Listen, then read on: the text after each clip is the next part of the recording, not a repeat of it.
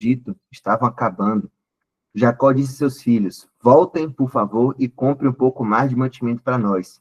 Judá, porém, respondeu: o homem estava falando sério, meu pai, quando nos advertiu. Se vocês não me verão novamente se não trouxerem seu irmão. Se o Senhor enviar Benjamim conosco, desceremos e compraremos mais mantimentos. Mas se não deixar Benjamim ir, nós também não iremos. Lembre-se que o homem disse: vocês não me verão novamente se não trouxerem seu irmão. Por que vocês foram tão cruéis comigo? Lamentou Jacó. Por que disseram ao homem que tinha um outro irmão? Ele fez uma porção de perguntas sobre nossa família. Quis saber se nosso pai estava vivo, se nós tínhamos outro irmão. Nós apenas respondemos a pergunta dele. Como poderíamos imaginar que ele diria: tragam seu irmão? Judá disse seu pai: deixe o rapaz ir comigo e partiremos. Do contrário, todos nós morreremos de fome. E não apenas nós, mas também nossos filhos. Garanto pessoalmente a segurança dele. O senhor pode me responsabilizar se eu não o trouxer de volta. Carregarei a culpa para sempre. Se não tivesse perdido todo esse tempo, poderíamos ter ido e já voltado.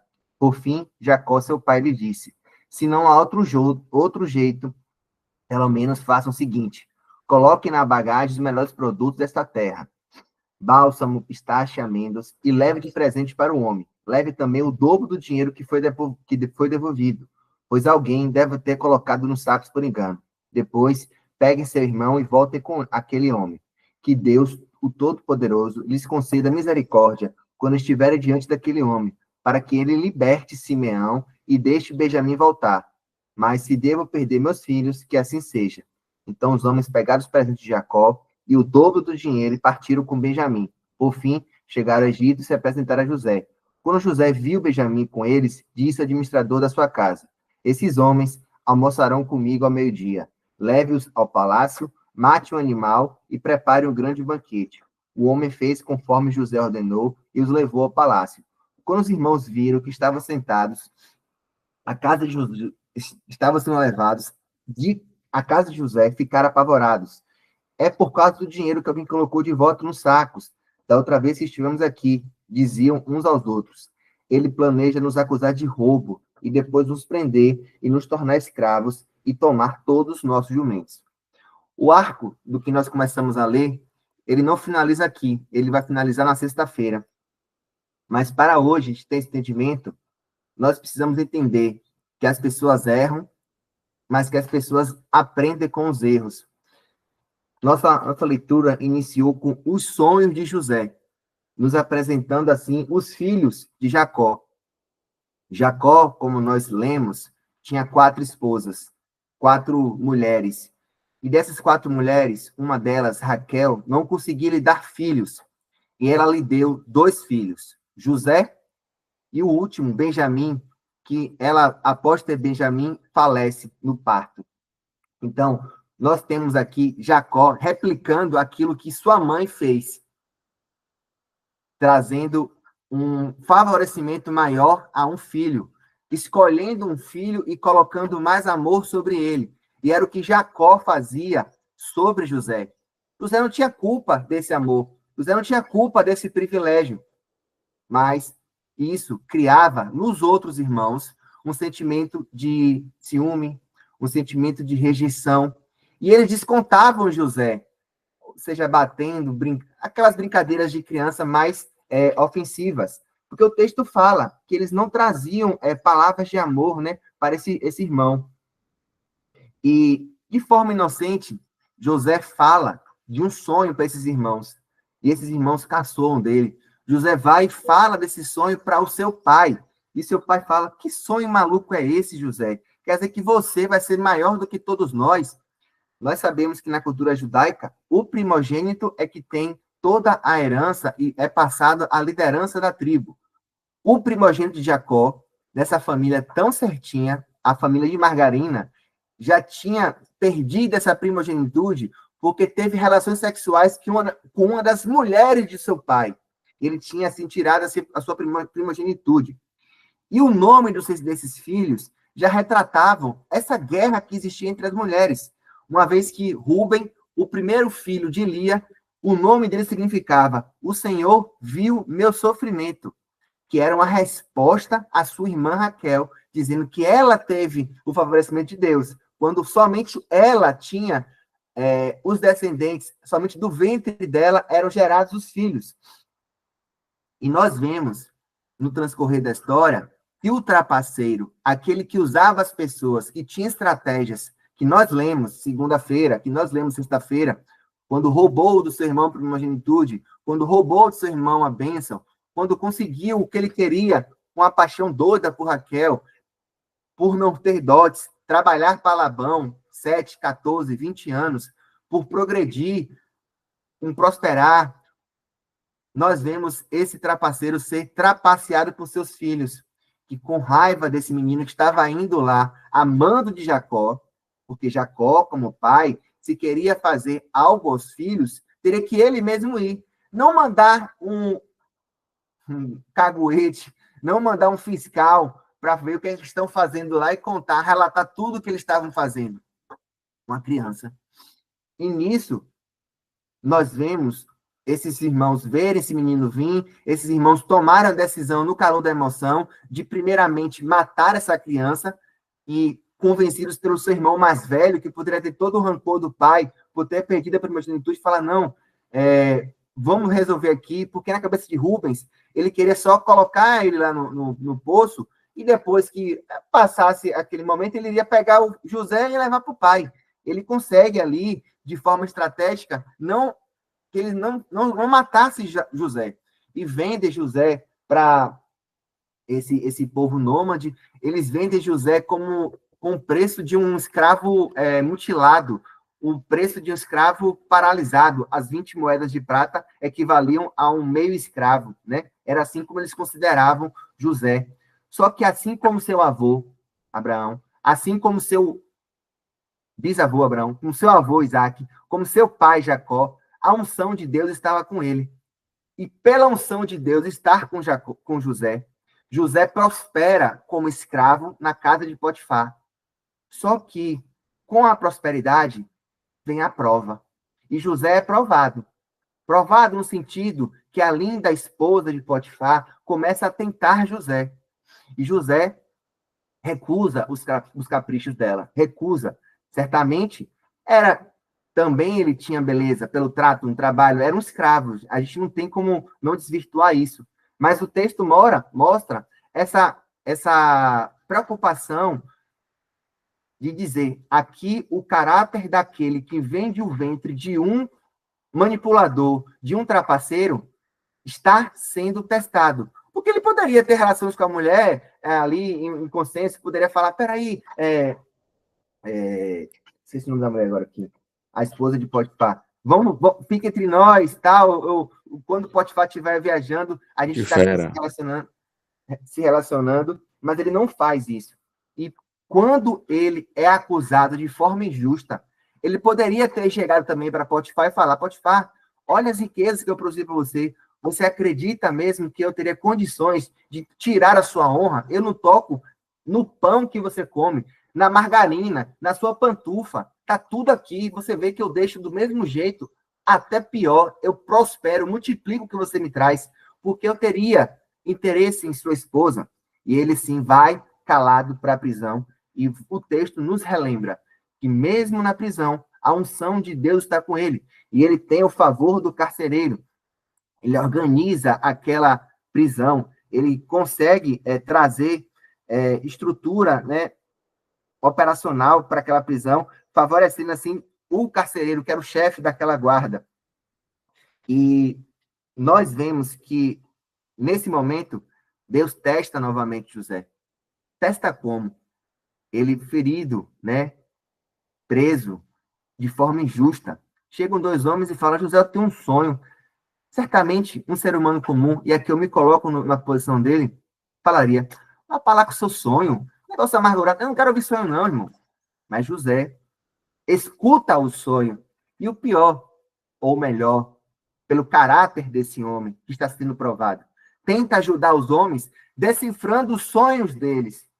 E esses homens têm os seus destinos selados através de seus sonhos, um é enforcado e o outro volta à sua posição. E José pede a esse que volta à posição, espero que você lembre-se de mim, pois você sabe que eu estou aqui de forma injusta. E o texto é nítido, é claro. Gênesis 40, 23.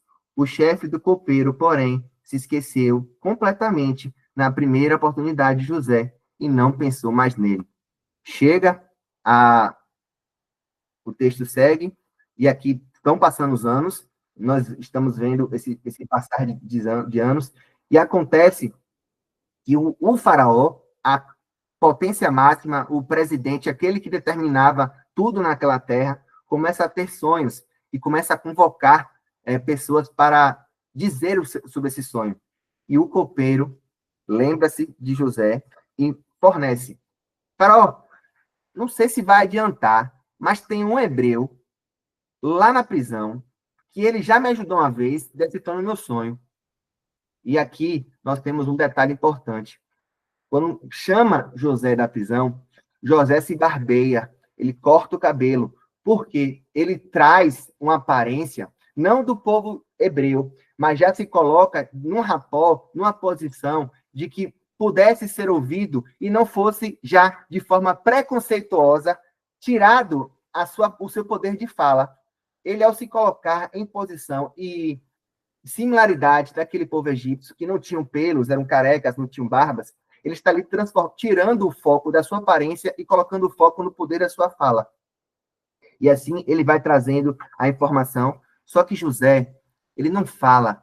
Não é o meu estudo, não é porque eu aprendi a olhar estrelas, não é porque eu aprendi a desvendar sonhos de criança. Esta capacidade não está em minhas mãos, mas Deus, o Deus que eu confio, pode revelar o significado do seu sonho, faraó, e assim o acalmá-lo.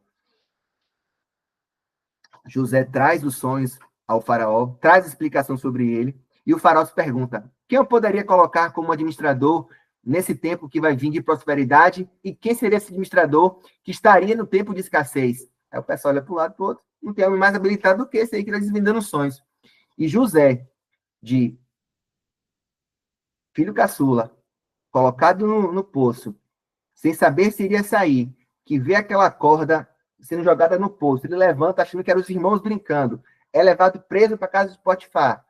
Potifar o transforma em escravo. Potifar o leva à prisão, através de uma denúncia falsa. Potifar também demonstra um carinho por José, que ele poderia ter matado José ali, mas ele, por gratidão, por toda a sua prosperidade, não assim o faz. Nós vemos agora esse menino que passou por todo esse percurso como aquele que seria o segundo abaixo do faraó, aquele que as pessoas gritavam e abaixavam e prestavam referência. Qualquer homem. Eu trago aqui, novamente, e me coloco na história. Primeiro ato de Zaneff e Paneia. Era aí. Bom dia, Potifar. Bom dia, senhora. Fala agora aí que eu te peguei. Fala agora aí, me prova aí que eu te peguei. Eu sou o governador. Iria levar a vingança. Iria, com gosto de sangue, buscar algo que ele não teria nenhum tipo de ganho. E José, de forma muito sábia, deixa passar. Não vai buscar essa vingança. Continua ali focado naquilo que Deus colocou em suas mãos. Deixa de lado o homem. Para de olhar para o lado e vai focado naquilo que Deus lhe colocou na missão, que era fazer prosperar aquela terra. E prospera. A terra existe os 7 anos de prosperidade, ele constrói os silos, vai guardando, né, um quinto do que era produzido, e assim, quando vem essa seca, e essa seca aflige vários países próximos, várias regiões, Jacó toma uma decisão muito difícil. Nós sabemos o que Abraão, o que Isaac tinham como referência do Egito. Egito, o lugar da perdição.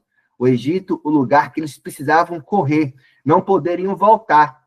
Mas entre a fome e você ir para uma zona de guerra, ou entre a fome e você buscar, entre a morte certa e você buscar algo lá, porque você tinha informação que lá existia recursos que você poderia comprar com dinheiro e trazer para casa, Jacó toma uma decisão difícil, que é mandar seus filhos até o Egito. Só que ele sabia que era uma situação difícil, ele não manda os 11, ele manda 10. Ele segura Benjamim. E nesse ato de segurar Benjamim, mais uma vez, Jacó mostra que ele não aprendeu com seus erros. Ele continua mostrando favorecimento sobre seus filhos. E esses filhos que continuam a imaginar que seu pai não tinha favorecimento algum com ele, vão caminhando até o Egito. Só que lá eles são testados. São testados porque ao chegar lá, José quer saber se eles aprenderam a lição. Quer saber se eles foram transformados pela o que aconteceu entre eles. E é o que nós vamos ler sexta-feira. José vai influenciar e colocar inúmeras provas a eles. Só que a gente para hoje nessa frequência que José pede que eles voltem e tragam outro irmão, para assim saber se de fato eles estão pensando somente neles ou irmãos como um todo. E o interessante é que a Bíblia nos coloca os nomes e o significado deles. José, nessa época, já como Zanef Paneah, mais ou menos com 30 anos, já tinha 2 filhos. O primeiro filho chamava Manassés, que significa Deus me fez vencer, e o segundo filho se chama Efraim. Deus me fez prosperar em terra estranha. E para a gente, irmãos, só vem um entendimento quando lemos passagens como essa. O que Deus está colocando em nossos corações. O que Deus está colocando de desejo em nossas mentes. E com quem nós estamos nos relacionando, trocando as informações, com quem estamos nos afiando, a quem estamos contando nossos sonhos. Estamos trazendo privilégios sobre outros.